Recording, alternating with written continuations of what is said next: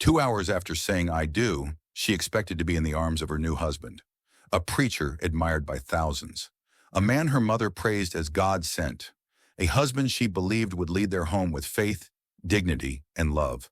But instead of romance, instead of the wedding night she'd dreamed about, she walked into a scene that no bride could ever be prepared for. Her husband, her newlywed, standing in their honeymoon suite wearing adult diapers. And when he turned around, when she saw what her eyes were looking at, her brain needed several seconds to process the reality. His body was destroyed. Medically, physically destroyed in ways that made her stomach turn. The result of years of secret activity he had hidden from her, from the church, from everyone who ever believed his holy image. And when he tried to explain himself, when the truth finally came spilling out, she did something that triggered a chain reaction of events leading to attempted murder, a church-wide cover-up, and the revelation that the preacher she married wasn't just deceiving her. He was living a double life built on trauma, addiction, manipulation, and lies so deep they would eventually cost her the ability to walk. This is the story of how a marriage built on false prophecy, sexual secrecy, and religious manipulation collapsed before it even began. This is the story of how far a man of God was willing to go to protect the reputation he worshipped more than the God he preached about. And this is the story of how the church, the very institution meant to protect the vulnerable, became a machine designed to silence victims and shield predators. Welcome to the truth, a truth so dark, so disturbing, that it will make you question everything you've ever believed about religious authority. Reverend Charles Whitmore wasn't just another preacher, he was the golden boy, the rising star of Cornerstone Faith Ministries, a megachurch in Atlanta with over 5,000 members. Every Sunday, his voice filled that massive sanctuary with sermons about purity, faithfulness, and living a life that honored God. And people didn't just listen to Charles. They believed him. They trusted him completely. They saw him as a man who actually walked the path he preached about, a man without sin, a man set apart, a man anointed by God himself. But Charles didn't start at the top. No, he clawed his way up from nothing. He began his ministry as a youth pastor at a small church on the south side of Atlanta. 23 years old, fresh out of Bible college, hungry to make a difference. And the young people loved him. He had this gift, this way of connecting with teenagers who felt lost, kids from broken homes who needed someone to believe in them. Charles would stay late after youth group meetings, listening to their problems, praying with them, giving them hope when they had none. Word spread quickly through the community. Parents started talking about the young pastor who was changing their children's lives. Within a year, the youth group had tripled in size. Charles became known as someone with a gift, someone anointed for ministry, someone special. When the senior pastor of Cornerstone Faith Ministries heard about him, he didn't hesitate. He offered Charles a position as an associate pastor, and Charles accepted without a second thought. This was his shot, his moment, his opportunity to build something bigger than himself. At Cornerstone, Charles's influence grew rapidly, exponentially. He was assigned to preach one Sunday a month, and every time he stepped into that pulpit, the sanctuary felt electric. His sermons were passionate, convicting, filled with scripture that hit like a hammer.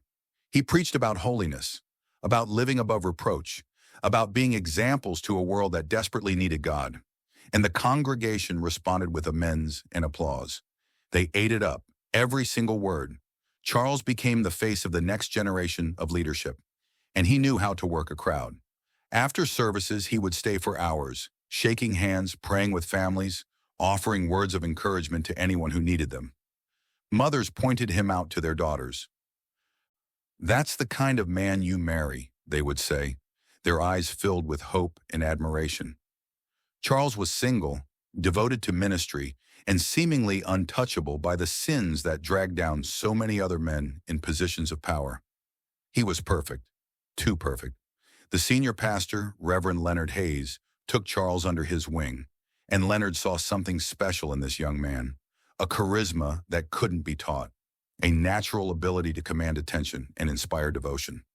Leonard mentored Charles, teaching him not just how to preach, but how to navigate church politics, how to build influence, how to manipulate perception. Leonard would often say, "In ministry, perception is everything. People need to believe in you, Charles. Never give them a reason to doubt." And Charles absorbed every lesson like a sponge. He was strategic about his image, calculated. He dressed impeccably, always in tailored suits and crisp shirts. He was careful about who he associated with, making sure he was seen with the right people. The elders, the wealthy donors, the respected families. He volunteered for every high-profile church event. He led mission trips. He spoke at conferences. By the time Charles turned 30, he was the most popular preacher at Cornerstone Faith Ministries. But behind the scenes, something was shifting. Something dark and twisted was brewing beneath that perfect exterior. By the time Charles reached his late 20s, questions began to surface. Not loud ones at first, just whispers in the church hallways. Quiet conversations between the older women after service. "Why hasn't Charles settled down yet?" they would ask each other, confusion in their voices. "He's handsome, successful, anointed. What's he waiting for?" The whispers grew a bit louder as time went on. "Maybe he's waiting on God," someone would offer, trying to explain away the strangeness. But others weren't so sure. Something felt off. Then the whispers turned into something else. Rumors. Uncomfortable ones. People started noticing things they couldn't ignore. Charles spent a lot of time with certain male members of the church, Deacon Russell in particular. They would have meetings that went late into the night, long after everyone else had gone home. Prayer sessions behind closed doors that no one else was invited to.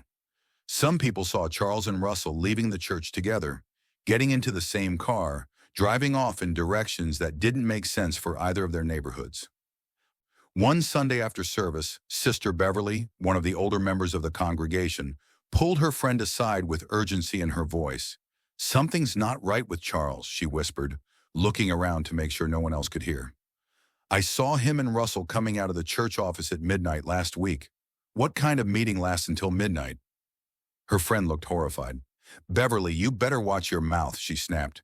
"That's a man of God you're talking about. You can't go around spreading gossip like that." "I'm not gossiping," Beverly insisted, her voice rising slightly. "I'm just saying what I saw." "Well, what you saw doesn't mean anything," her friend shot back firmly. "Maybe they were praying. Maybe they were counseling someone. You don't know what was going on, so you need to keep your suspicions to yourself." But Beverly wasn't convinced. "I'm just saying it's strange. That's all." "Strange doesn't mean sinful," her friend said with finality. "And you need to be careful about planting seeds of doubt about a man who has done nothing but serve this church faithfully. How dare you say something like that about him?" Beverly backed down, but she wasn't the only one with suspicions. A few of the deacons had started whispering among themselves during their private meetings. One of them, Deacon Howard, finally brought it up, his voice careful and measured. "I don't want to accuse anyone of anything," he said, choosing his words deliberately. "But has anyone else noticed that Charles doesn't seem interested in women at all? Every single woman in this church has tried to get his attention, and he doesn't give any of them the time of day." Another deacon nodded slowly. "I've noticed. But maybe he's just focused on ministry. Some men are called to be single." "For this long," Howard pressed, frustration creeping into his voice. "He's 32 years old. No dates, no relationships, nothing. And then there's the way he is with certain men. I'm not saying anything definite, but it makes you wonder." "You better be careful," another deacon warned, his tone sharp. "If you start spreading rumors like that without proof, you could destroy that man's life. And if you're wrong, you'll have to answer to God for it." "I'm not spreading rumors," Howard defended. "I'm just making an observation." "Observations can be just as damaging as rumors," the other deacon shot back. "Charles has done nothing but build this church up. Membership has doubled since he started preaching regularly. Offerings are at an all-time high. People are getting saved every week. You want to tear that down because of some suspicion you can't even prove?" The conversation ended there, tension hanging thick in the air. But the questions didn't stop. They never do. And the questions weren't just coming from the suspicious ones. Even Charles's most loyal supporters were starting to ask why he wasn't married, why he didn't date, why he always deflected when people tried to set him up with nice Christian women. But every time someone questioned Charles's personal life, someone else would rush to his defense like a shield wall. "Leave that man alone," they would say with conviction. "He's busy doing God's work. Not everyone needs to be married to be fulfilled." Look at the Apostle Paul. He was single and he changed the world. But Paul said it was a gift, someone would counter. And Charles has never said he has the gift of singleness. He just avoids the topic altogether. "Because it's none of our business," the defenders would snap back. His relationship status has nothing to do with his ability to preach the gospel. We should be grateful we have a pastor who isn't caught up in scandals like so many others. Charles is focused on ministry, and that's exactly what he should be doing. And so the church remained divided. Some people believed the rumors and watched Charles carefully. Others refused to entertain them and defended him fiercely. But everyone was watching. Everyone was paying attention. And Charles could feel it. He could feel the shift in how people looked at him.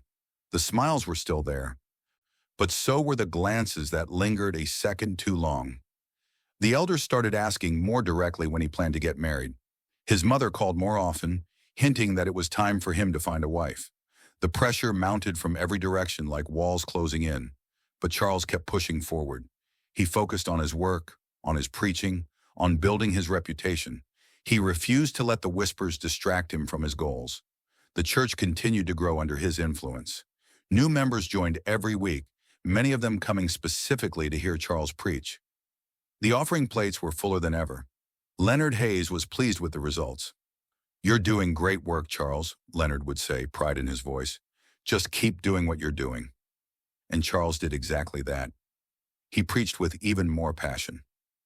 He led even more ministries. He became even more visible, even more admired. The church expanded, building a new wing to accommodate the growing congregation. Charles was named lead associate pastor, a position that put him directly in line to take over when Leonard eventually retired. Everything was going according to plan. Charles was on top of the world. His career was thriving. His influence was growing. His future was secure.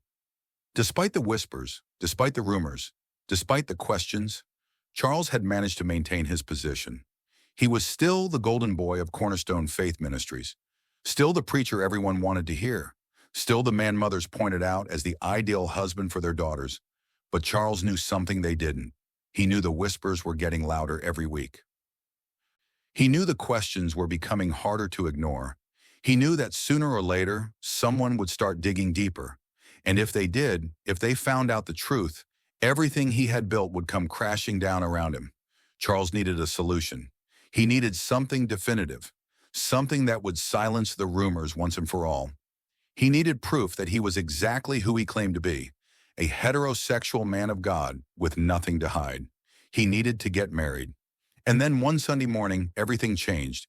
It was a regular service, nothing special planned. The choir was singing. The congregation was worshiping. Charles was standing near the pulpit, reviewing his notes for the sermon he was about to preach. He looked up, scanning the crowd as he always did, and that's when he saw her, Kate Brandon. She wasn't new to the church.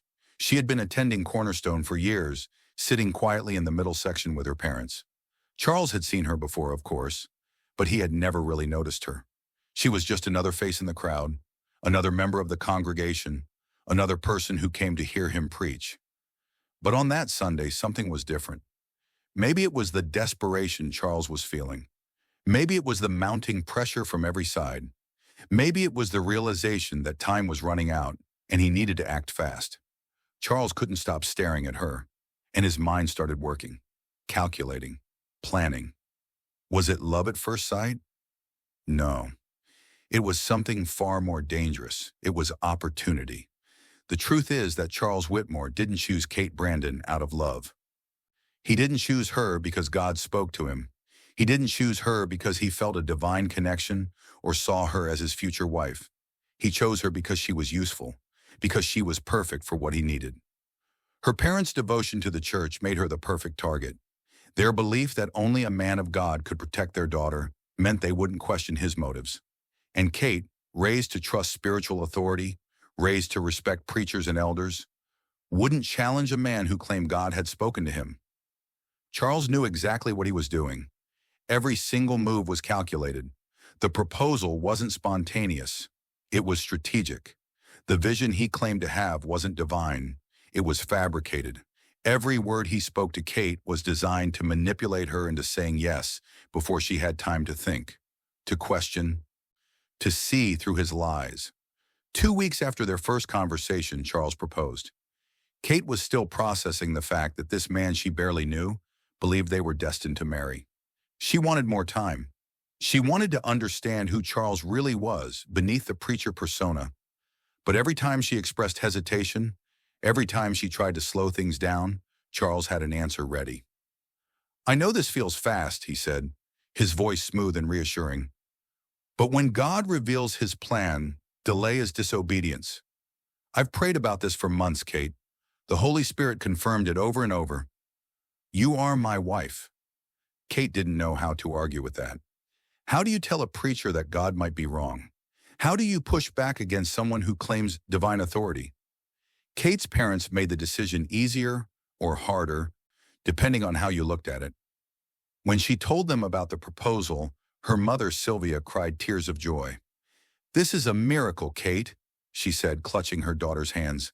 "Do you know how many women would kill to marry a man like Charles?" Her father, Harold, was just as enthusiastic. "You're not going to find better than this, sweetheart. A preacher who hears from God. That's a gift." Kate wanted to share their excitement. She wanted to believe this was the blessing everyone said it was. But something in her gut kept screaming that this wasn't right. Something deep inside her soul was sending warning signals she couldn't ignore. But she did ignore them. She told herself she was being paranoid. She convinced herself that her doubts were just fear of the unknown. Just normal pre-wedding nerves. The engagement was set for 2 months. Charles insisted on the short timeline, and he had reasons ready. "Long engagements don't make marriages stronger," he said with authority. "Look at what happened to Sister Jane. She and Collins dated for 5 years. They had a huge wedding. Everyone thought they were perfect. And they divorced 4 months later. Time doesn't guarantee success. Obedience to God does." Kate's parents agreed completely. "When you know," Sylvia said with conviction. "And Charles knows. That's all that matters." But during those 2 months, Kate barely saw her fiancé. She tried to plan dates, to spend time getting to know the man she was about to marry. But Charles was always busy, always had an excuse. "I have a deacon's meeting tonight," he would say. Or, "I'm leading a prayer session." Or, "One of the church members is going through a crisis, and I need to be there for them." Kate understood that being a preacher meant Charles had responsibilities, but she also couldn't shake the feeling that he was avoiding her, deliberately keeping distance between them. When they did see each other, their conversations were surface level, shallow. They talked about the wedding logistics, about the church, about schedules and planning. They never talked about their hopes for the future, their fears, their pasts, their real selves. Kate tried to bring up deeper topics, tried to actually know this man, but Charles would steer the conversation back to something safe every single time. "We'll have plenty of time to talk after the wedding," he would say dismissively. "Right now, we just need to focus on getting through this process." Kate told herself that was normal. She told herself that once they were married, once the pressure of planning a wedding was over, things would be different. They would have time to really know each other. They would build the life everyone said they were destined to have. The wedding day came faster than Kate expected. She stood in the bridal suite, looking at herself in the mirror. Her dress was beautiful. Her hair and makeup were perfect. Everything looked exactly as it should. But when she looked into her own eyes, she saw fear. Not the normal nerves of a bride. Something deeper. Something that felt like a warning scream from her subconscious. Her mother walked in and wrapped her arms around Kate. "You look stunning," Sylvia said, tears in her eyes. "I'm so proud of you." Kate tried to smile, but the words came out before she could stop them. "Mom, do you think we're moving too fast?" Sylvia pulled back and looked at her daughter with a mixture of concern and conviction. "Kate, this is not the time for cold feet. Charles is a man of God. He prayed about this. Your father and I have prayed about this. This is God's will." Kate nodded. She didn't say what she was really thinking. She didn't say that she felt like she was walking into something she couldn't escape from. She didn't say that every instinct in her body was telling her to run. to grab her dress and run out of that building and never look back. She just nodded and let her mother lead her out of the room. The ceremony was beautiful. Perfect, even. The church was packed with people who loved Charles, who admired him, who believed he was everything a man of God should be. Kate walked down the aisle on her father's arm. She saw Charles standing at the altar smiling at her.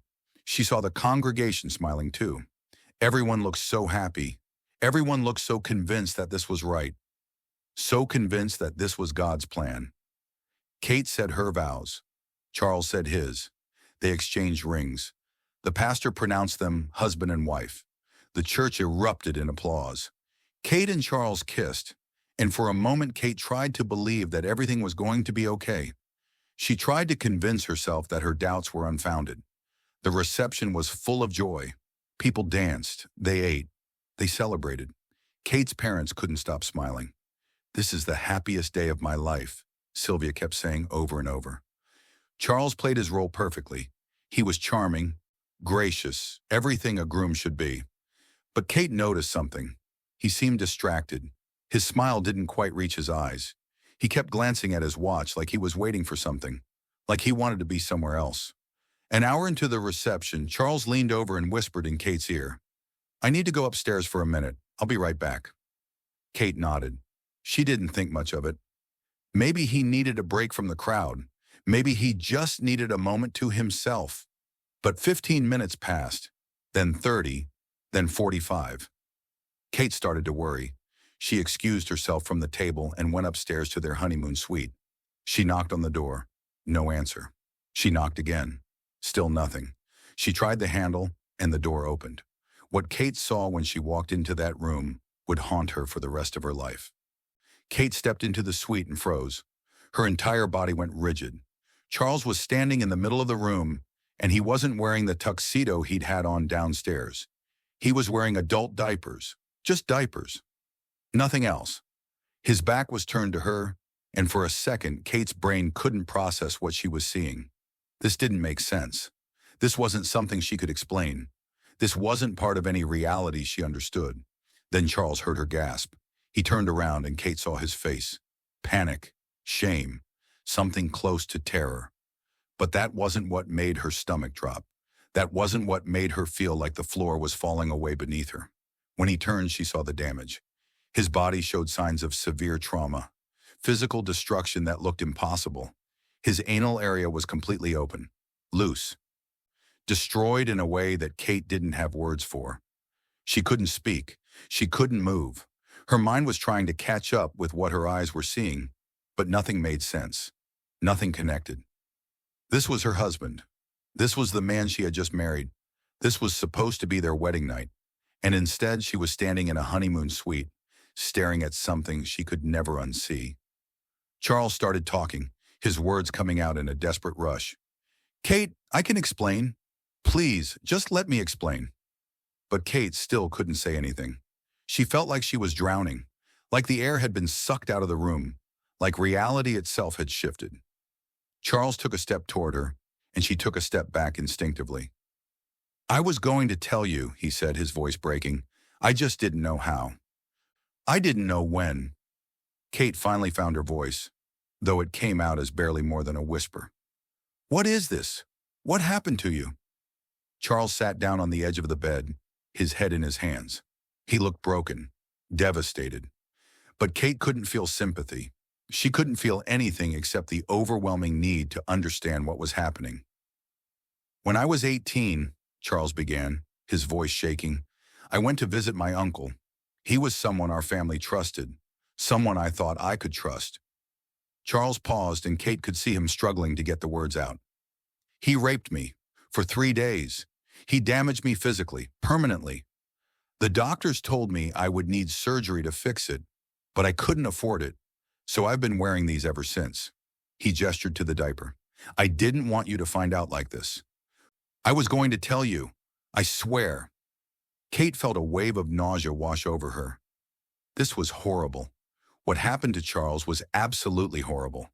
But something about his story didn't add up.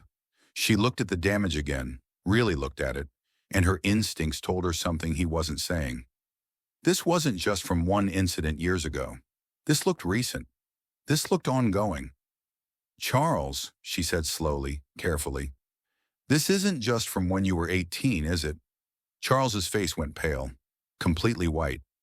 He didn't answer, and that silence told Kate everything she needed to know. Tell me the truth, Kate said, her voice getting stronger despite the fear. All of it. Charles looked up at her, and she could see him weighing his options. He could keep lying, or he could come clean. Finally, he chose the latter.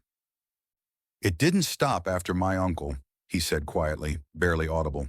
What he did to me, it messed me up psychologically. I became addicted to it. I started seeking out relationships with men. I couldn't stop. I tried, but I couldn't. Kate felt like the floor was falling out from under her, like everything solid in her life had just turned to sand. You're gay, she said. It wasn't a question. I don't know what I am, Charles said desperately. I just know I couldn't control it. And then people started talking.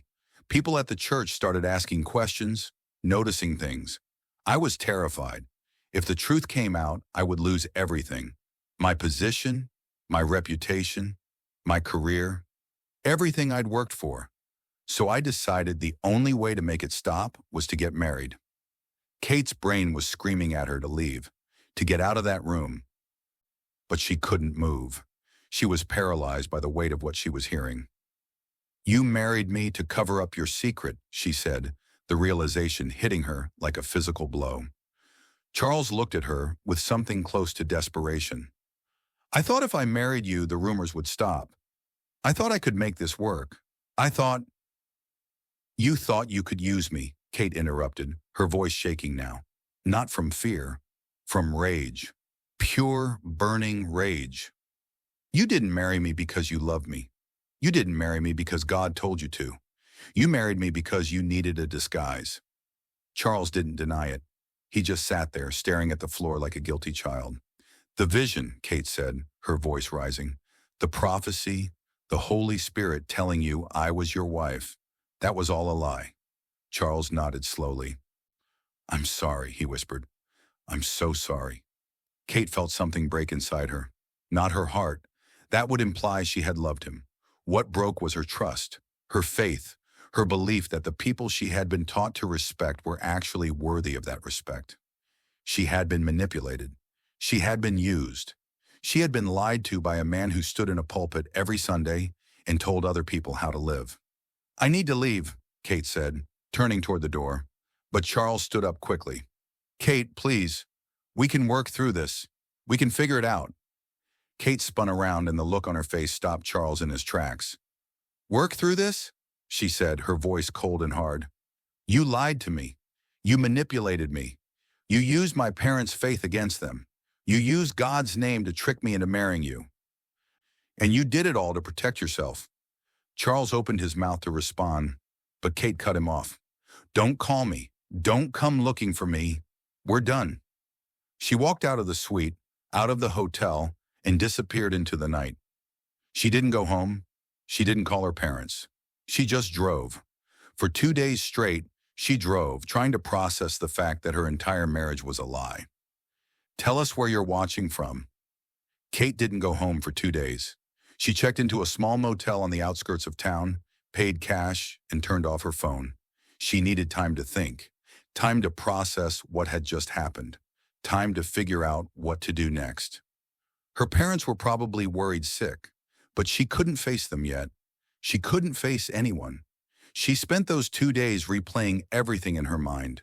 The proposal, the rushed engagement, the way Charles had always seemed distracted, always seemed like he was performing rather than being present. The signs had been there, but she had ignored them. She had let her parents' excitement in Charles's manipulation override her own instincts. By the 3rd day, Kate knew what she had to do.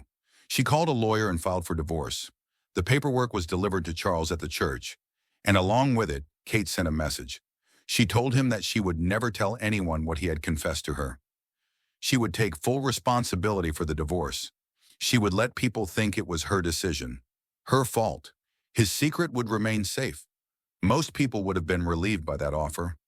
Most people would have taken the gift Kate was giving them and moved on with gratitude. But Charles wasn't relieved. He was terrified. Because a preacher getting divorced less than a week after his wedding, that would raise questions. Big questions, serious questions. People would want to know why. They would speculate. They would dig.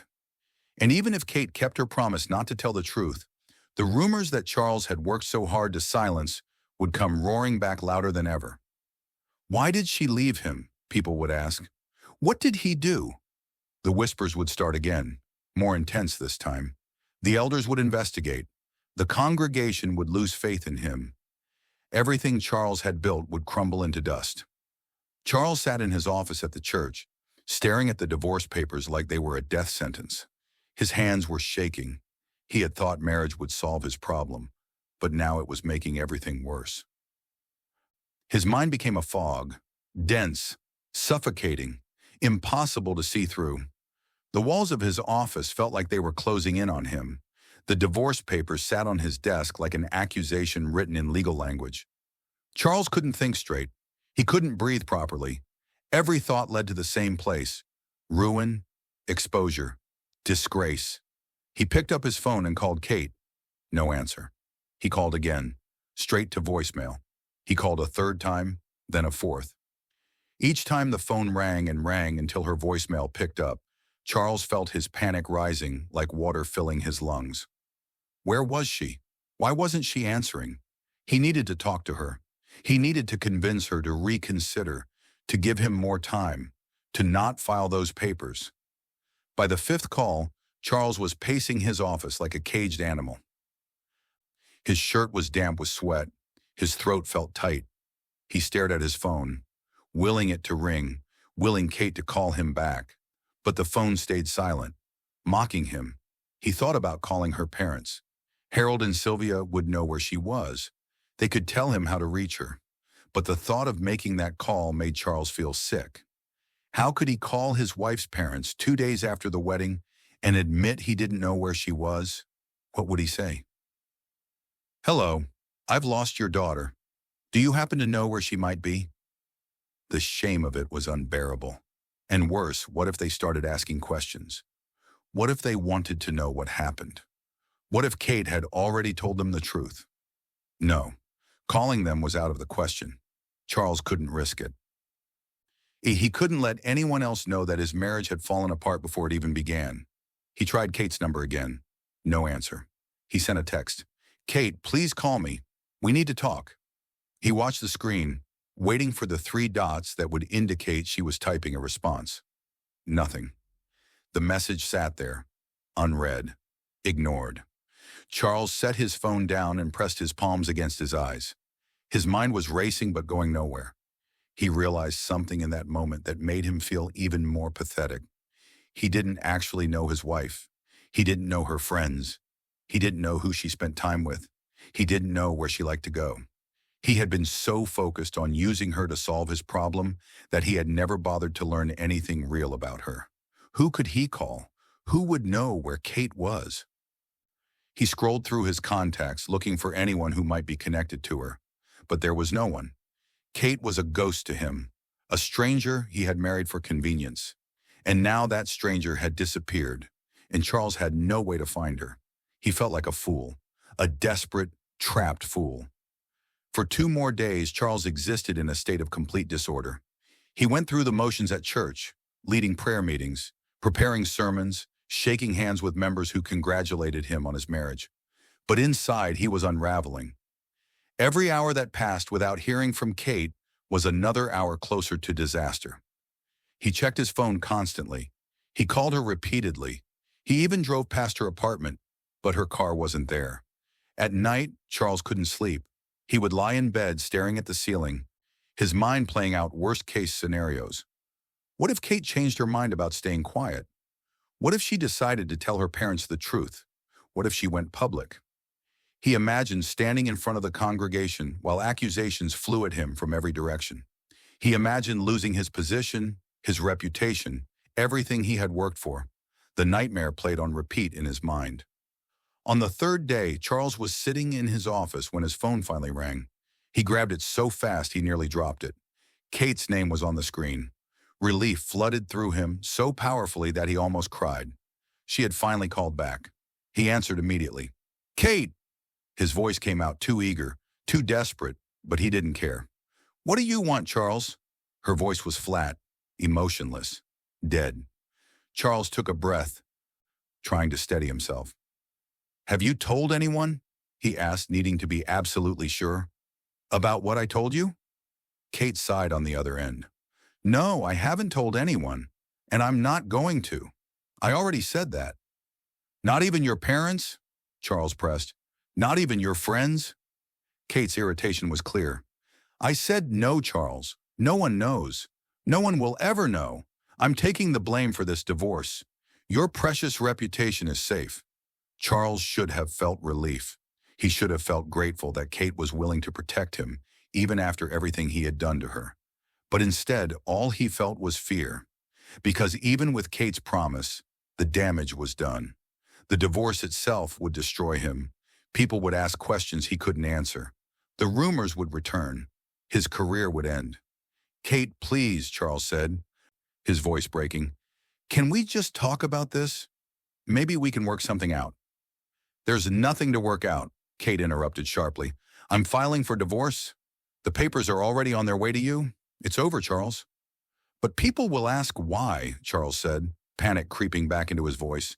"They'll want to know what happened. Even if you don't tell them the truth, they'll speculate. They'll assume things. The rumors will come back."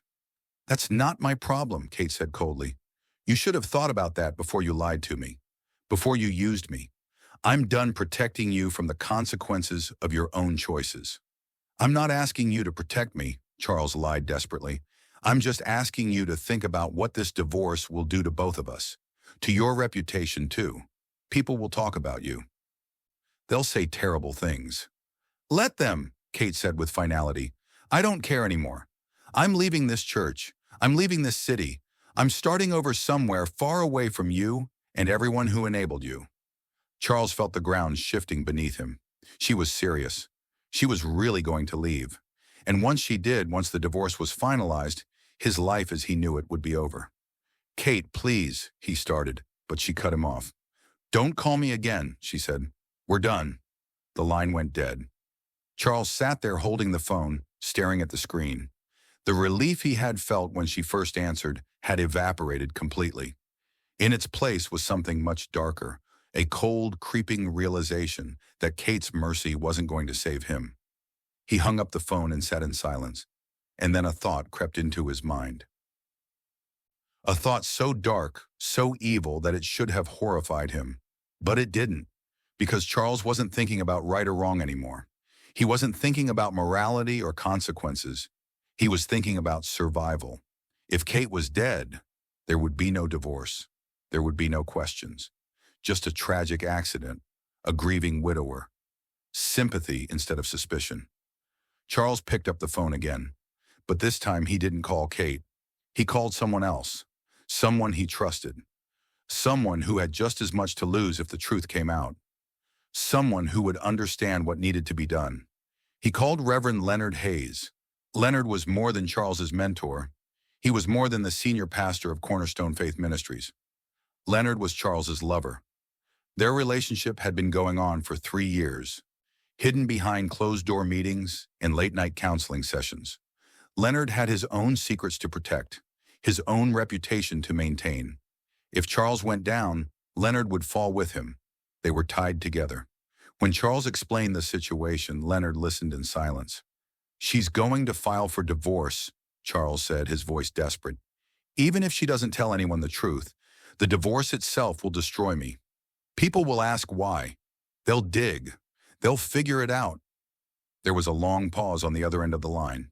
Then Leonard spoke, his voice calm, cold. "Don't worry," he said.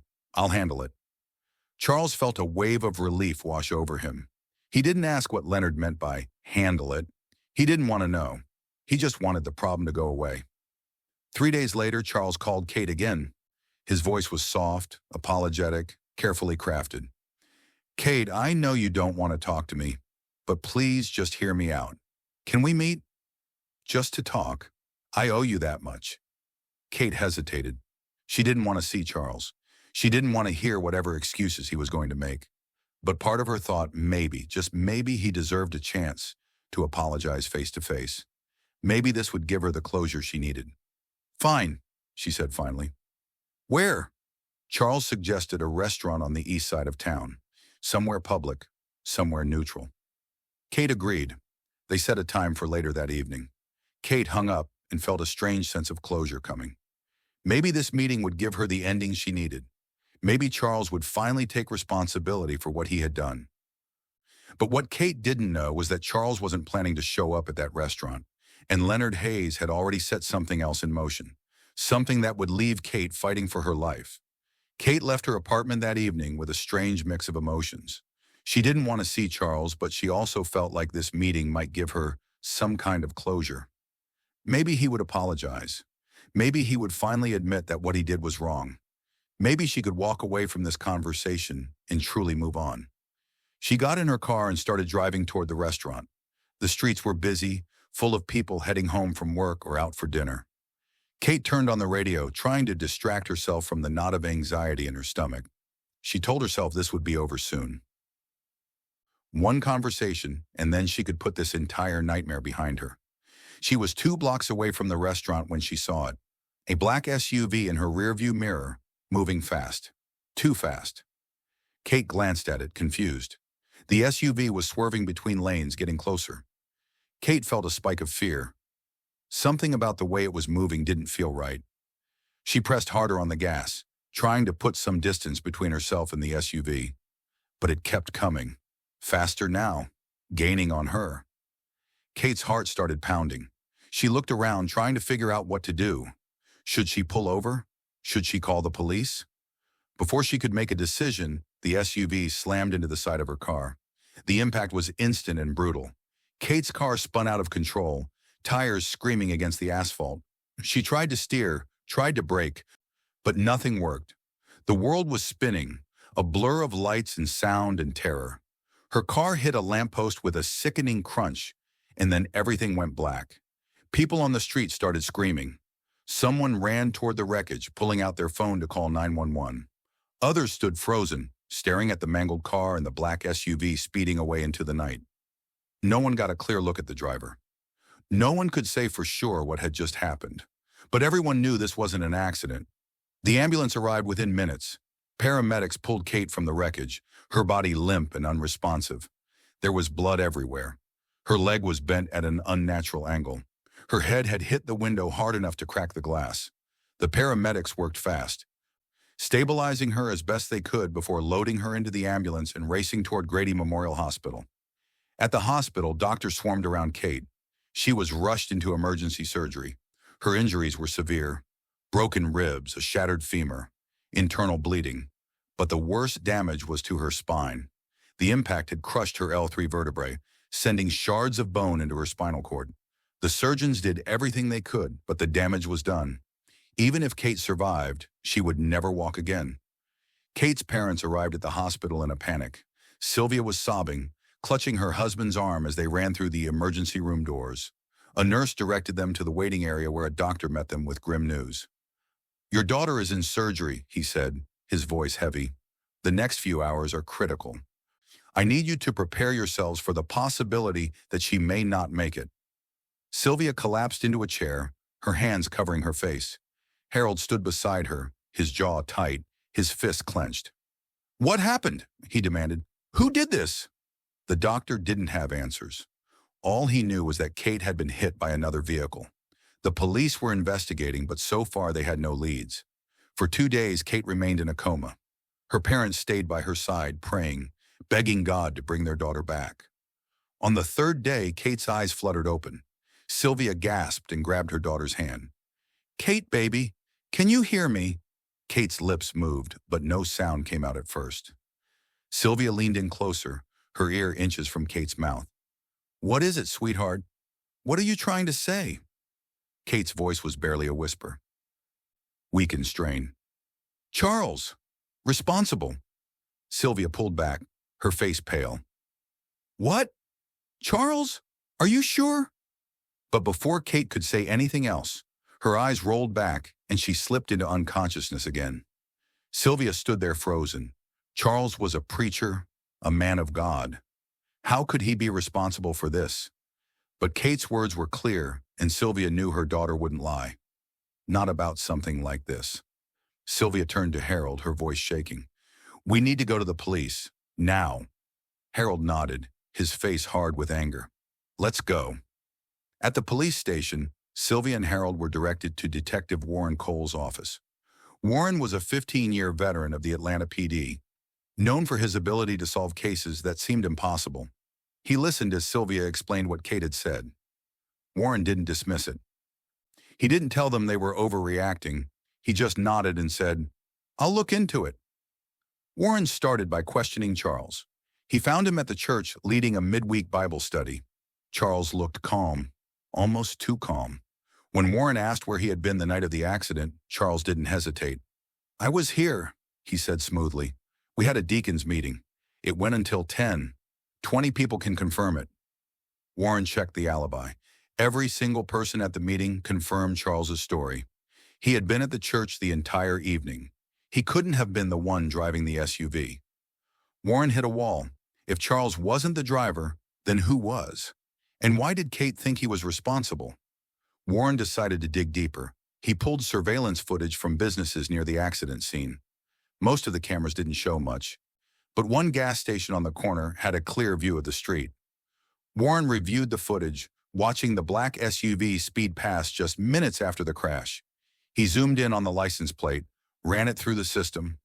The SUV was registered to a man named Desmond Foster. Warren ran a background check. Desmond had a criminal record. Petty theft, assault, nothing major. But what caught Warren's attention was Desmond's connection to Cornerstone Faith Ministries. He was listed as a volunteer, someone who helped with church events. Warren put out a warrant for Desmond's arrest. Within hours, police picked him up at his apartment. Desmond tried to play dumb. My car was stolen, he said. I reported it to the police last week. But Warren wasn't buying it. He brought Desmond into the interrogation room and laid out the evidence. The surveillance footage, the license plate, the connection to Charles. Desmond's story started to crack. Warren leaned forward, his voice hard. Kate Brandon is paralyzed because of you. She'll never walk again. You're looking at attempted murder. You want to go down for this alone? Or do you want to tell me who put you up to it? Desmond's hands were shaking. He looked at the photos of Kate's destroyed car on the table. He looked at Warren, and then he broke. It wasn't Charles, he said, his voice shaking. Charles didn't pay me. It was Leonard Hayes, the senior pastor. Leonard called me. He said Charles had a problem that needed to be handled. He said if I took care of it, he'd pay me $15,000. He told me where she'd be and when. He said to make it look like an accident. Warren sat back, his mind racing. This wasn't just about Charles anymore. This was bigger. This was a conspiracy. And it went all the way to the top of the church. The trial of Leonard Hayes, Charles Whitmore, and Desmond Foster was about to expose everything. Every lie, every manipulation, every dark secret hidden behind the walls of Cornerstone Faith Ministries. Kate would take the stand and tell her story to the world. And the world would finally see the truth about what happens when power, religion, and deception collide. Leonard Hayes was sentenced to 30 years in prison. Charles Whitmore was sentenced to 20 years. Desmond Foster was sentenced to 25 years. Justice was served. But Kate would never walk again. She would spend the rest of her life in a wheelchair because of what these men did to protect their reputation. Kate moved to North Carolina. Away from Atlanta, away from the memories. She started speaking out, telling her story to anyone who would listen. She wrote a book that became a bestseller. She started a nonprofit organization dedicated to helping women recognize the signs of spiritual manipulation and control. Kate's story inspired thousands of women to come forward with their own experiences. She gave them a voice. She gave them courage. She gave them hope. And she made sure that no one would ever forget what happened when a church prioritized reputation over truth. When leaders used their power to silence victims instead of protecting them. When faith became a weapon instead of a refuge. This is the truth they tried to bury. This is the story they tried to silence. And this is why we have to keep telling it. Because some truths are too important to stay hidden. Some stories need to be told no matter how uncomfortable they make us. And some people deserve justice, even when the world tries to look away.